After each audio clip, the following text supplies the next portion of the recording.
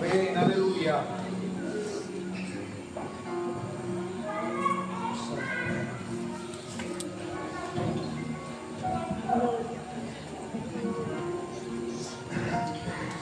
Cuando David y sus hombres vinieron a Siclag al tercer día, los de Amalec habían invadido Siclag y habían asolado y le habían prendido fuego y se le habían llevado cautivas a las mujeres y a todo lo que allí estaba, desde el mayor hasta el menor. Pero a nadie habían dado muerte, sino que se los habían llevado a seguir su camino. Vino pues David y los suyos de la ciudad, y he aquí que estaba quemada, y sus mujeres y sus hijos habían sido llevados cautivos, dice la palabra. Entonces David y la gente que con él estaba, dice la palabra, alzaron su voz y lloraron hasta que les faltaron las fuerzas para llorar.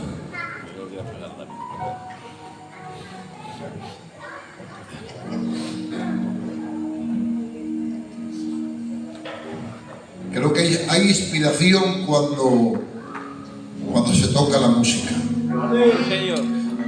¿Saben ustedes que la música no está creada porque alguien dijo voy a hacer música? Los centros comerciales ponen música y te incita a comprar. En las máquinas tragaperras, en los centros, las máquinas tienen una música que está diseñada para que el dulópata, aunque quiere quitarse de echar y está de espalda en un bar, suena la música y sin querer va otra vez a echar. Eso me lo enseñó Dante Gebel, Marcos Vidal, en un taller que hizo en Madrid, que yo estuve en ese taller. Se hicieron varios talleres de diferentes cosas y yo fuimos unos cuantos hace muchísimos años, aproximadamente en el 2003, y estuvimos en Betel, fue aquella convención, y se hicieron diferentes talleres. Uno practicaba de cristología, otro de sanidad interior, había otro taller de guerra espiritual, y yo entré en ese de alabanza y me sorprendió. Me sorprendió porque la música está creada. Hay música que atrae, que está poseída por los demonios. Heavy metal es una música que si la escuchas al revés está adorando a Satanás. O sea que cuidado a veces con lo que escuchamos. ¿Saben que yo tuve que, cuando yo me convertí, lo primero que tuve que hacer fue dejar la música que me gustaba? Porque escuchar música me llevaba a mi antigua vida. Tú te levantas por la mañana y escuchas, respetando a las personas que llevan hábitos, escuchas flamenco y estás deseando tomarte algo, te vuelves a un ambiente distinto, recuerdas épocas, momentos. ¿O solamente me ha pasado a mí? No, es verdad, es verdad. Pero si escuchas alabanzas, música espiritual. Por eso no me gusta cuando alguien coge una alabanza de una música del mundo y la cambia la letra y la pone para el Señor. Porque creo que Dios es muy grande para dar música y dar canciones espirituales con un sentir del espíritu. Claro, verdad. No estoy en contra de las alabanzas flamencas, porque son de Dios también, somos un pueblo de esta manera.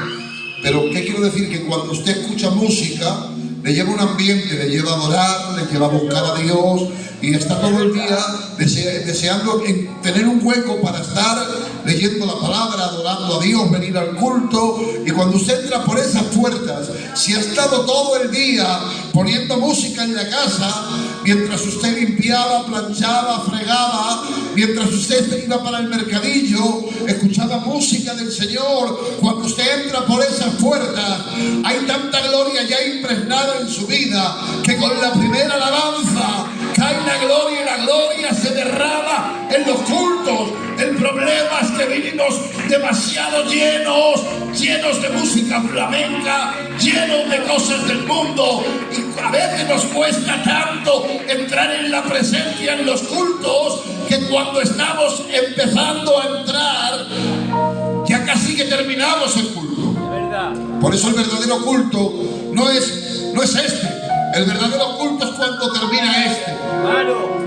Porque la vida de un cristiano no empieza de 7 a 8, empieza cuando abres tus ojos. Tienes que mirar al cielo y decirle a Dios gracias. Santo es el Señor.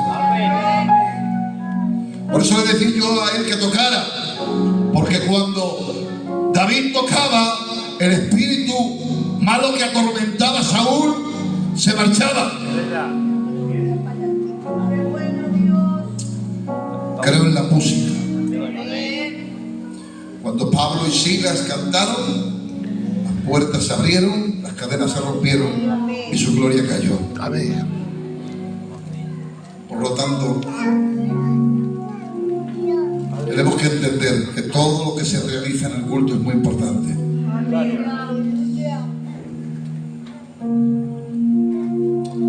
Y dice la palabra, y vamos leyendo. Entonces David y la gente que con él estaba alzaron su voz y lloraron hasta que les faltaron las fuerzas para llorar. David se angustió mucho porque el pueblo hablaba de apedrearle por todos, pues todo el pueblo estaba en amargura de alma, cada uno por sus hijos y por sus hijas. Dice la palabra, mas David se fortalecía en Jehová. Aleluya. Y dijo David al sacerdote Abiatar, y le dijo, te ruego que me acerques el efod. Y Abiatar le acercó el efod a David. Y David consultó a Jehová diciendo, perseguiré a estos merodeadores, los podré alcanzar. Y él le dijo, síguelos porque ciertamente los alcanzarás y de cierto librarás de los cautivos. Partió pues David y los 600 hombres que con él estaban y llegaron al torrente de Besor, donde se quedaron allí algunos. Y dice la palabra del Señor que cuando David llegó al campamento del enemigo, recuperó todo lo que el enemigo le había quitado. Todo.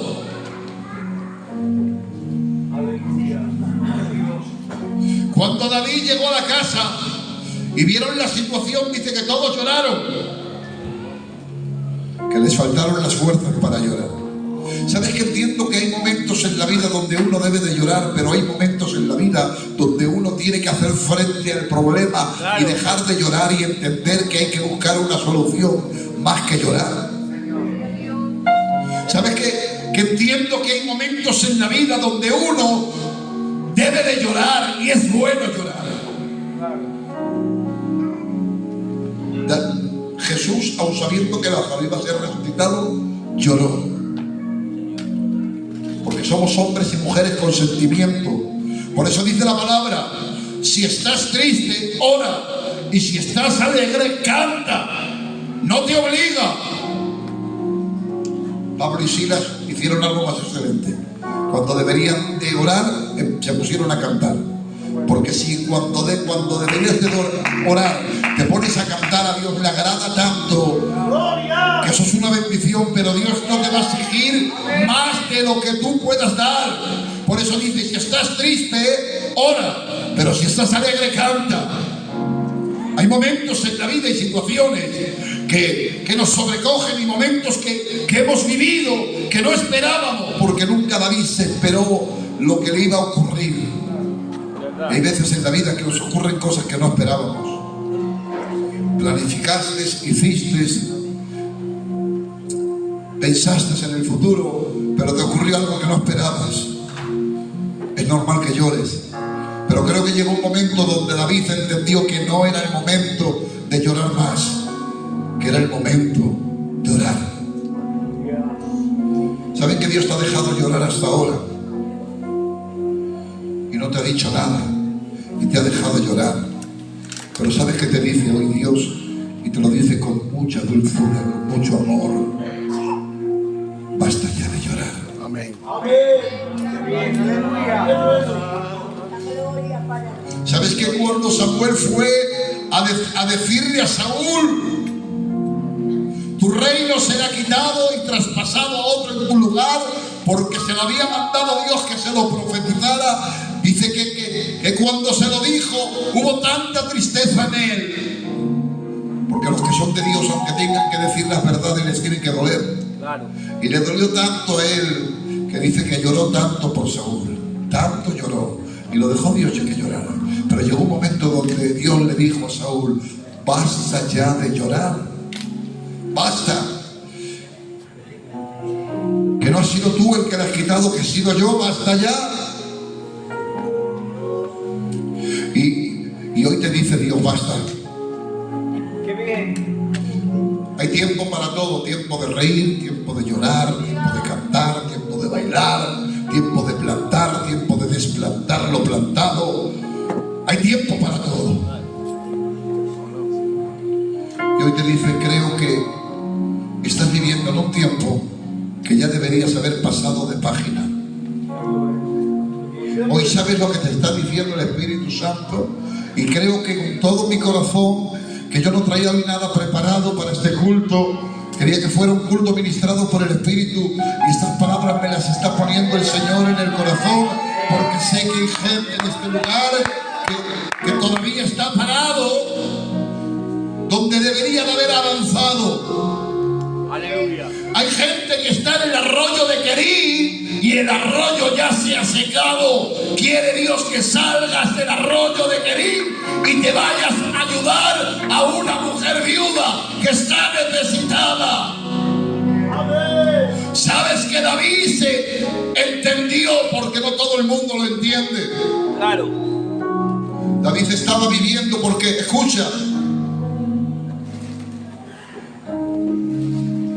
David se había también llevado a su esposa y a sus hijos, y él también estaba en amargura de alma, pero entendió que no era el tiempo de llorar, que era el tiempo de clamar a Dios, porque llorando no se arregla nada, pero clamando sí.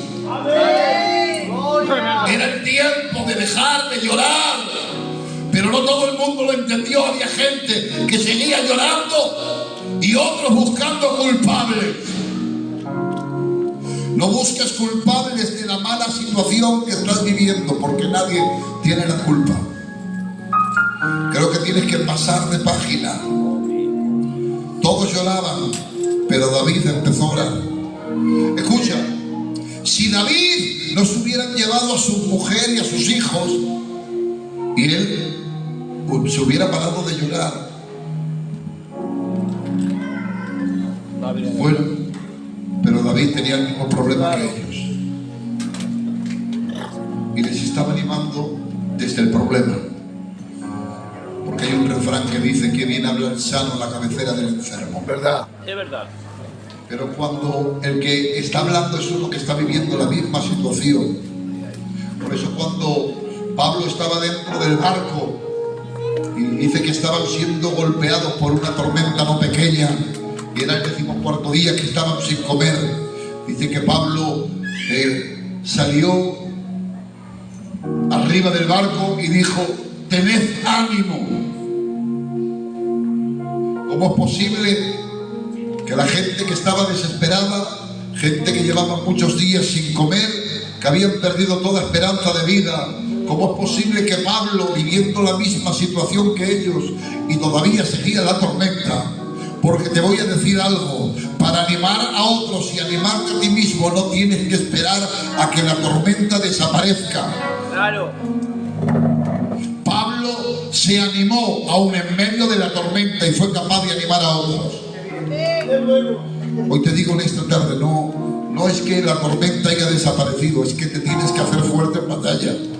Es que tienes que tomar fuerzas de debilidad y empezar a luchar. Creo que tienes que luchar por tu casa, luchar por tus hijos, luchar por tu familia.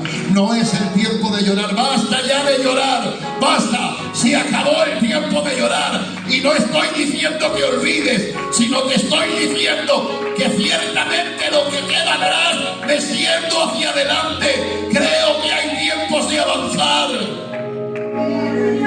Y dejó de llorar y se puso a orar. Y Pablo empezó a animarles, pero no les animó uno que no estaba viviendo el mismo problema, les animó uno que había vivido el mismo problema. Tengo que decirte, se vive después de una ruina, se vive después de un fracaso, se vive después de un momento difícil. Hay vida, hay esperanza, hay tiempo nuevo, hay bendición. Santo es el Señor. Creo que hay gente, dice, mi herida fue desahuciada y no admitió curación. Hay gente que no se sana porque no quiere sanarse. Señor. Hay gente que no se sana porque no quiere sanarse. Está tan a gusto con su herida, está tan a gusto con su dolor, está tan a gusto viviendo que no quieren, se sienten mal cuando se encuentran bien. Pero no te sientas mal por encontrarte bien, hombre. Creo que te estoy ministrando por el Espíritu hoy. Santo es el Señor. Creo que es tiempo. No puedes estar viviendo siempre en la misma página. Tienes que pasar de página. No puedes seguir llorando. Que hay tiempos para llorar, pero ahora es un tiempo para orar. Es un tiempo para clamar. ¿Sabes? Cuando dejó de llorar, empezó a orar.